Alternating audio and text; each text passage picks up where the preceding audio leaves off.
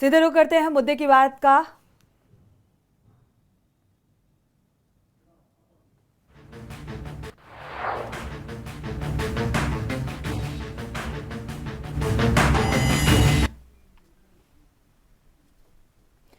नमस्कार, आप देख रहे हैं के न्यूज। मैं हूं आपके साथ सोनी चौहान। मुद्दे की बात में आपका स्वागत है। लंबे समय के विराम के बाद देश में एक बार फिर से कोरोना वायरस ने पैर पसारना शुरू कर दिया है और इस बार रूप नया है।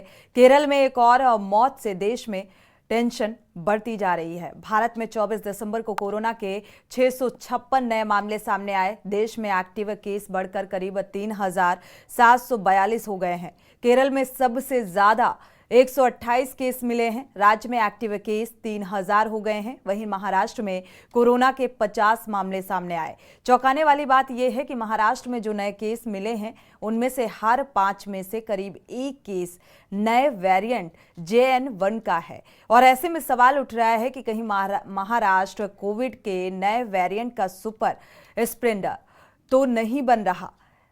आपको बता दें, JN1 वेरिएंट के बढ़ते केसों को देखते हुए महाराष्ट्र सरकार अलर्ट पर है।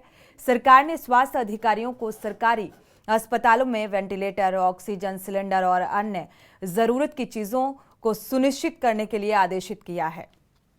उधर अगर WHO का जिक्र किया जाए तो कोरोना संक्रमित देशों को सर्विलांस बढ़ाने की सलाह दी गई है। भारत में इससे पहले 23 दिसंबर को कोरोना के करीब 752 नए केस सामने आए थे और ये 21 मई के बाद देश में सबसे ज्यादा केस थे। भारत में बढ़ते कोरोना केसों के पीछे JN1 वेरिएंट को ही मुख्य वजह माना जा रहा है और केरल में JN1 वेरिएंट का पहला केस मिला था। केंद्र सरकार ने राज्य को वायरस के वेरिएंट पर नजर बढ़ाने के लिए सही सैंपल को जीनोम सीक्वेंसिंग के लिए भेजने का निर्देश दिया है।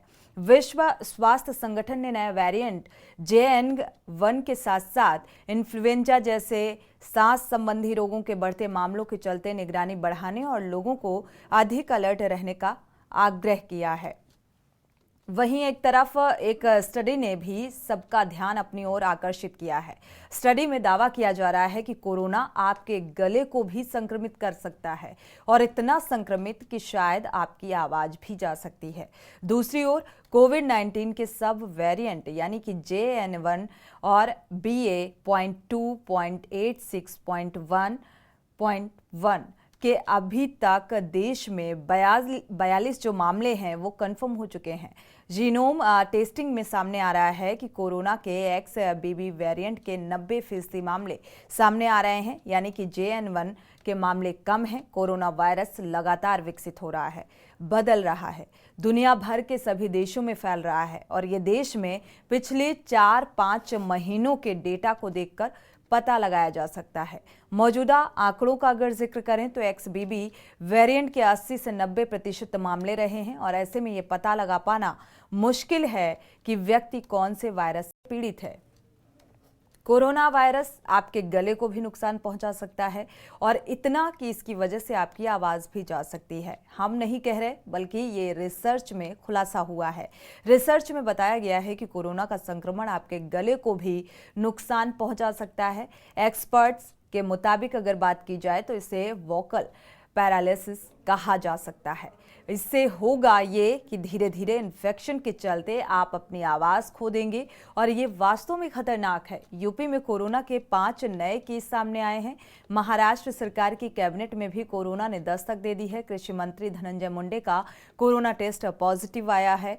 कोरोना सिर्फ एक राज्य तक ही सीमित नहीं है, अलग अलग राज्यों में कोरोना के रोज नए मामले सामने आ रहे हैं और ऐसे में अब सवाल ये है कि कोरोना के लिए मास्क लगाने वाले दिन फिर से लौट आए हैं।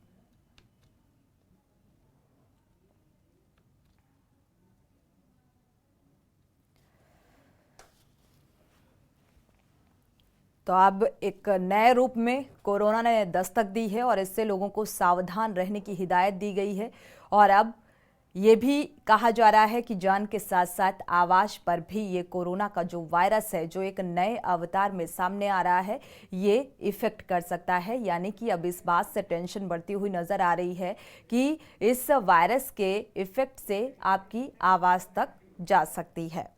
तो और भी जगहों की तस्वीरें आपके साथ साझा करेंगे। कई जिलों से हमारे संवाददाता जुड़ेंगे और जानेंगे कि आखिर इस नए वायरस का जो इफेक्ट है वो कितनी तेजी के साथ आगे बढ़ रहा है, लोग कितना सतर्क हैं इस वायरस को लेकर, और साथ ही अस्पताल प्रबंधन में क्या कुछ उचित व्यवस्थाएं इस नए वेरिएंट को लेकर की गई हैं। क्योंकि जिस तरीके से स्टडी और रिसर्च में सामने आ रहा है कि अब ये एक नए तरीके से इफेक्ट करने वाला है।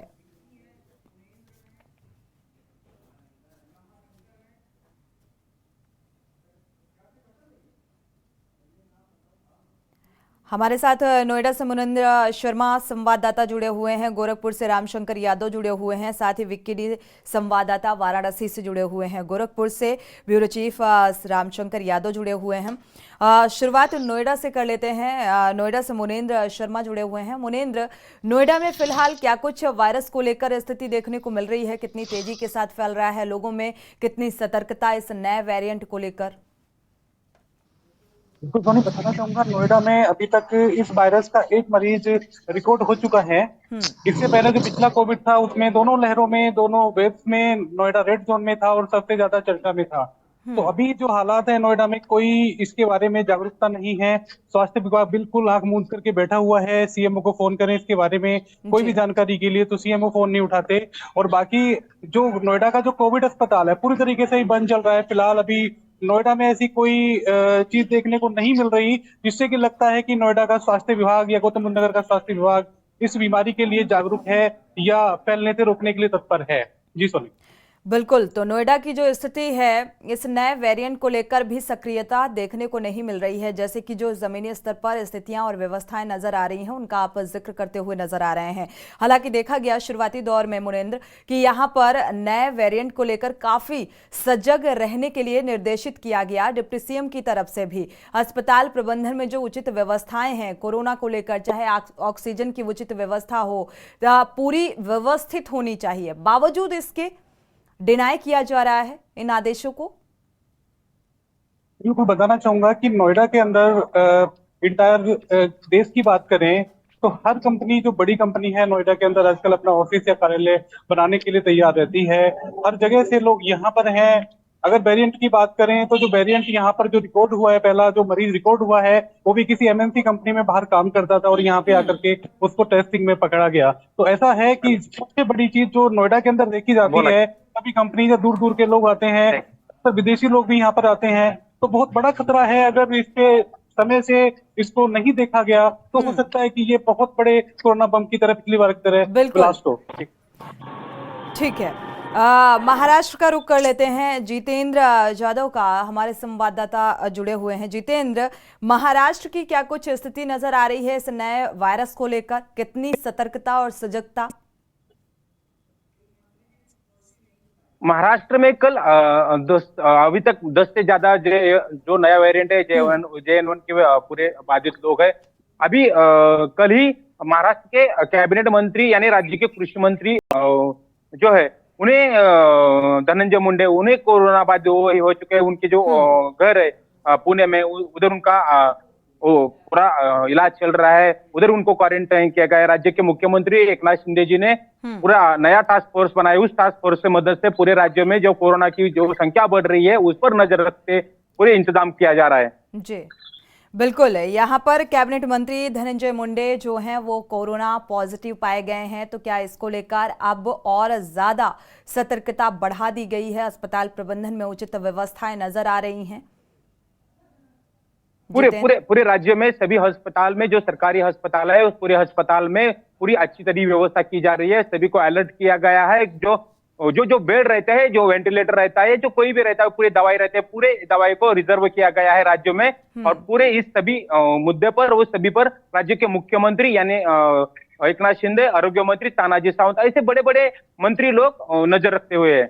बिल्कुल, देखा जाए तो अब ये महाराष्ट्र तक JN1 का जो संक्रमण है वो वायरस फैलता नजर आ रहा है और सतर्कता एकनाथ शिंदे ने बढ़ा दी है, क्योंकि कैबिनेट मंत्री खुद कोरोना पॉजिटिव पाए गए हैं। हमारे साथ गोरखपुर से रामशंकर यादव जुड़े हुए हैं, साथ ही विक्की डे का उससे पहले रुख कर लेते हैं वाराणसी का। विक्की डे, वाराणसी का अगर जिक्र किया जाए तो क्या कुछ व्यवस्थाएं की गई हैं इस नए वेरिएंट से निपटने के लिए? बिल्कुल सोनी, आपको बता दें कि जो कोरोना के नए वेरिएंट जो JN1 है, इसको लेके वाराणसी में भी काफी सतर्कता बरती जा रही है, क्योंकि वाराणसी इस समय जो है क्रिसमस और न्यू ईयर को देखते हुए जो यहाँ पे सैलानी हर रोज आते हैं और दर्शन के लिए भी आते हैं। पर्यटक की स्थल यह हो चुका है और यहाँ पे बहुत अधिक संख्या में पर्यटक आते हैं, जिसको लेके वाराणसी CMO की तरफ से भी गाइडलाइन जारी किया गया है कि अब जिस तरह से मौसम में बदलाव हो रहा है, ठंड जो बढ़ रहा है, इसको देखते हुए जो खांसी, बुखार, ये जो मरीज में लक्षण पाए जा रहे हैं, इसकी भी जीनोम सीक्वेंसिंग जांच कराई जाएगी और जब तक जांच की रिपोर्ट नहीं आ जाती उसको आइसोलेट किया जाएगा। और हम आपको बता दें, अभी हम मौजूद है वाराणसी के विवेकानंद स्वामी हॉस्पिटल में। यहाँ पे हालांकि अभी 11 बजे तक पर्चे कटते हैं, तो उसके बाद इमरजेंसी सेवा अभी शुरू हो गई है। आपको बता दें, हालांकि अभी मरीजों के लिए डॉक्टर का रूम है, अधीक्षक रूम है और यहाँ पे डॉक्टर भी है। हम बात करना चाहेंगे, यहाँ पे देखिए इनके गेट पे लगाया गया है कि खांसी वाले मरीज और बिना मास्क के अंदर प्रवेश नहीं करेंगे, यहाँ पे ऐसा लगा दिया गया है। और यहाँ पे डॉक्टर साहब भी हमारे साथ है, हम इनसे बात भी करना चाहेंगे डॉक्टर साहब से। बिल्कुल विक्की डे, थोड़ा सा जल्दी से आप रिएक्शन लीजिए और क्या कुछ व्यवस्थाएं हैं उसको लेकर बातचीत कीजिए। देखिए हॉस्पिटल की क्या व्यवस्था की? जी, मैं as a medical officer doctor Rohit Kumar Soni, राजकीय चिकित्सालय बेलूपुर वाराणसी से हूँ और सारी सुविधाएं CMO सर की तरफ से जो है और सरकार की तरफ से सारी सुविधाएं अपने पास है। और बात करें जो खांसी के मरीज आ रहे हैं, जिसमें मौसम में बदलाव हो रहा है, खांसी और बुखार आ रहा है, तो जो CMO साहब की तरफ से भी कहा गया कि ऐसे मरीजों की जांच कराई जाएगी, जीनोम सीक्वेंसिंग, और जब तक रिपोर्ट नहीं आ जाता उनको आइसोलेट करने के सुझाव दिए गए। इसको आप किस तरह?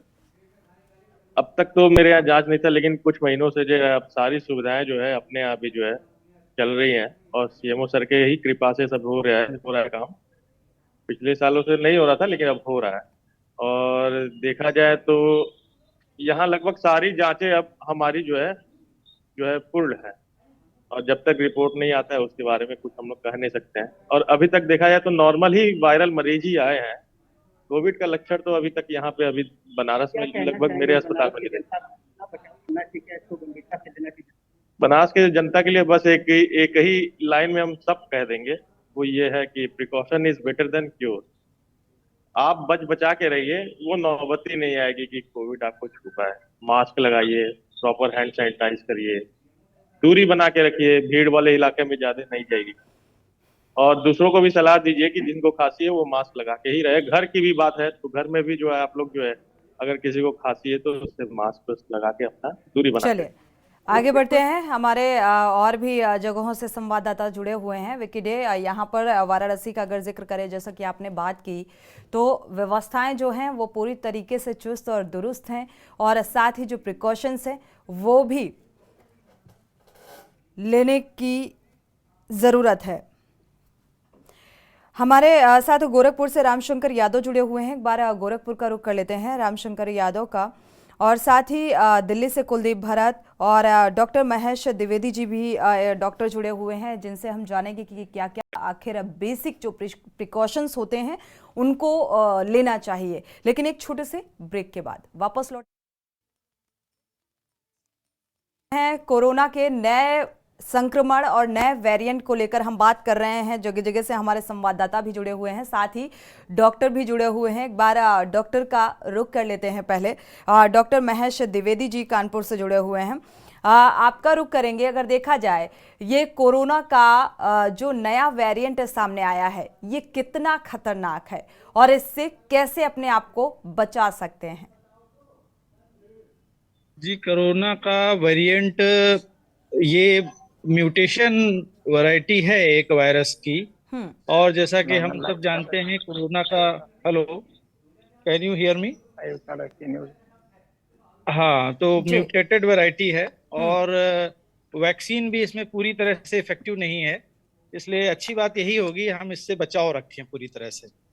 और जो बचाव के सामान्य उपाय हैं, मास्क लगाना, सैनिटाइजर, यह सभी हम लोगों को फॉलो करना चाहिए।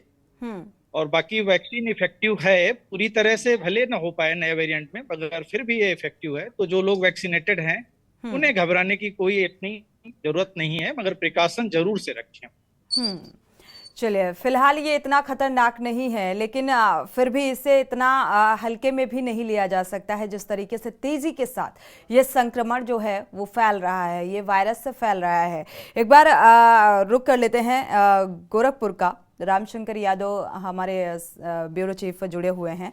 रामशंकर, अगर देखा जाए गोरखपुर की स्थिति और व्यवस्थाओं का जिक्र करें इस नए वेरिएंट को लेकर, तो अस्पताल प्रबंधन इस नए वायरस से निपटने के लिए कितना तैयार है? व्यवस्थाएं कितनी व्यवस्थित हैं यहाँ पर? जी बिल्कुल, देखिए सोनी, सबसे पहले आपको बताना चाहूंगा कि अभी कल के जो है एक नामी पेपर में ऐसा निकला था कि गोरखपुर से 3 नए वेरिएंट के कोरोना पॉजिटिव मरीज मिले हैं, जिस पर गोरखपुर में इस खबर के बाद हड़कंप भी मच गई। हमारी भी सीएमओ से खुद बात हुई। सीएमओ ने इस बात की पुष्टि की कि देखिए, गोरखपुर में जहां तक हमारी बात है, हमारी जांच है, ऐसा अभी कोई भी पुष्टि मैं नहीं कर पाऊंगा। हो सकता है कि किसी अदर राज्य में गोरखपुर का आधार कार्ड लगा के जांच कराया गया हो और उसमें वो पुष्टि पाई गई है, तो इसलिए अभी हम इसको कुछ भी नहीं कह सकते। हालांकि गोरखपुर के जो एम्स है, चाहे मेडिकल कॉलेज हुआ, चाहे जिला अस्पताल हुआ, वहां पे जो भर्ती मरीज हैं वहां पे उनका आरटीआर पीसीआर जांच किया जा रहा है और अभी तक के जांचों में कोई भी पॉजिटिव केस नहीं पाया गया। जो सीएमओ से हमारी बात हुई, सीएमओ ने इस बात की भी पुष्टि की कि आने वाले समय में हम आरटीआर पीसीआर की जांच तेज करेंगे और तकरीबन डेली जो है 100 से 200 लोगों की जांच करेंगे। साथ ही साथ उन्होंने प्रिकॉशंस के लिए भी सलाह दिया और जनता से अपील की है कि लोग मास्क लगाएं, हो सके तो एक दूसरे से दूरी बना के रहें, भीड़ भाड़ एरिया में न जाएं।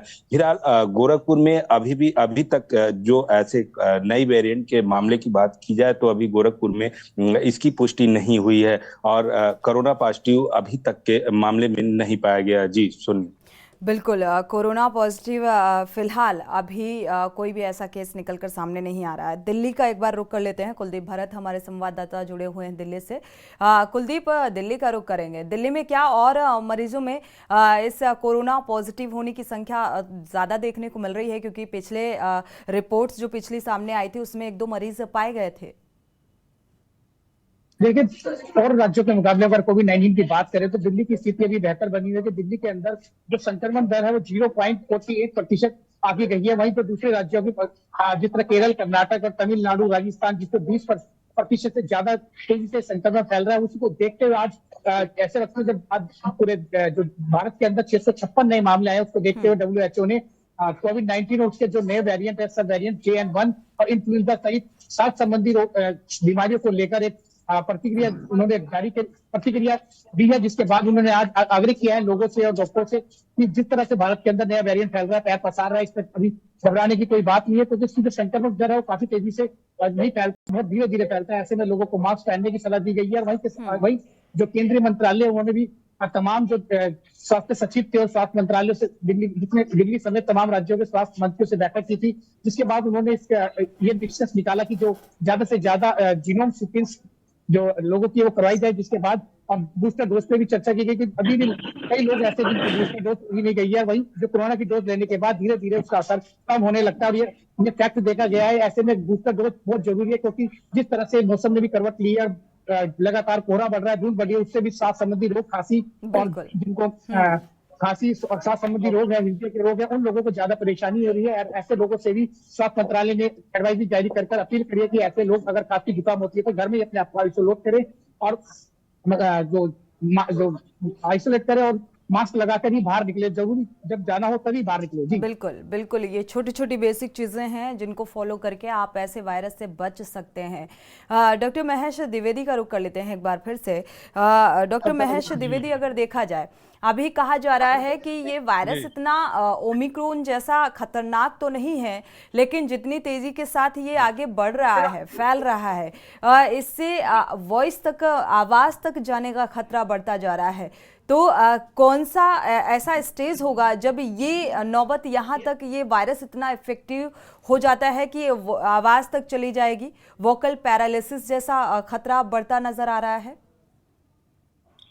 जी देखिए, नया म्यूटेटेड वेरिएंट है, इसका जो मेन अफेक्टेड साइट होती है वो लैरिंग्स जिसकी वजह से लैरिंग जो जिसको हम स्वर यंत्र भी कह सकते हैं, जी। उसमें वोकल कार्ड होते हैं और वहां पर म्यूकोसा अफेक्टेड होने की वजह से सूजन होती है, एडिमा होता है। That's why vocal card movement hampered होते हैं। इस वजह से आवाज वैसे भी नॉर्मली भी बहुत ज्यादा लरिंगाइटिस या किसी भी वायरल या बैक्टीरियल इन्फेक्शन भी होता है तो आवाज कई बार चली जाती है या हुस्पिंग होती है।